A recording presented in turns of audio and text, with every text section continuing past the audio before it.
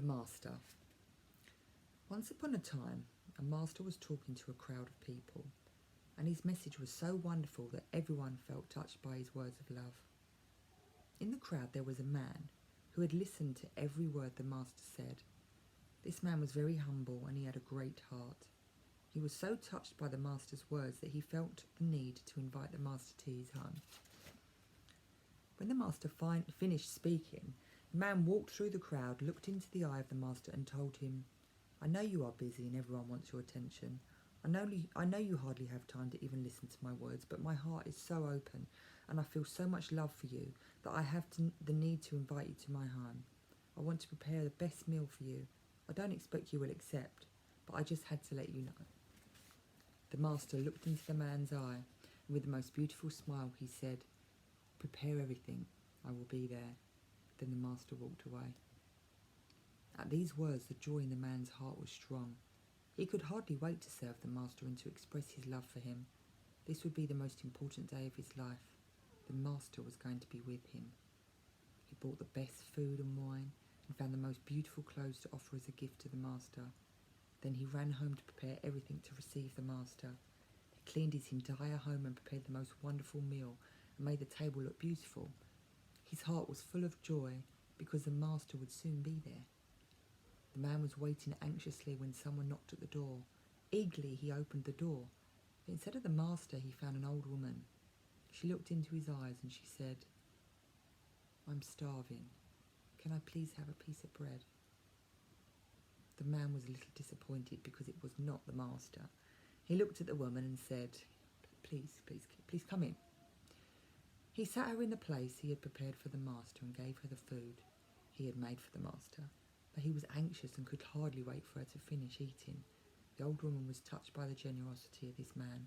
She thanked him and she left. The man had barely finished preparing the table for the master again when someone else knocked at the door. This time it was another stranger who had travelled across the desert. The stranger looked into the man's face and said, "I am thirsty. Can you give me something to drink?" The man was a little disappointed again because it was not the master. He invited the stranger into his home and sat him in the place that he had prepared for the master.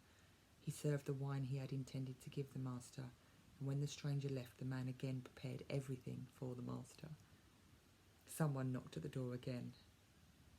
When the man opened the door, there stood a child. The child looked at the man and said, "I am freezing. Can you give me a blanket to cover my body?" The man, a little disappointed again because it was not the master, but he looked into the eyes of the child and felt love in his heart, and he gathered the clothes that he had intended to give the master and he covered the child with clothes. The child thanked him and left. The man prepared everything again, and then he waited until it was very late. When he realised the master was not coming, he was disappointed, but right away he forgave the master. He said to himself, "I knew I would not expect the master to come to my humble home. Although he said he would come, something more important must have taken his attention elsewhere. The master did not come, but at least he told me he would, and that is enough for my heart to be happy." Slowly he put the food away, he put the wine away, and he went to bed. That night he dreamed the master came to his home. The man was happy to see him, but he didn't know that he was dreaming. "Master, you came, you kept your word." The master replied, "Yes, I am here, but I was here before. I was hungry and you fulfilled my need for food. I was thirsty and you gave me wine. I was cold and you covered me with clothes. Whatever you do for others, you do for me." The man woke up and his heart was filled with happiness because he understood what the master had taught him. The master loved him so much that he had sent 3 people to give him the greatest lesson. The master lives within everyone. When you give food to the one who is starving, when you give water to the one who is thirsty, when you cover the one who is cold, you give your love to the master.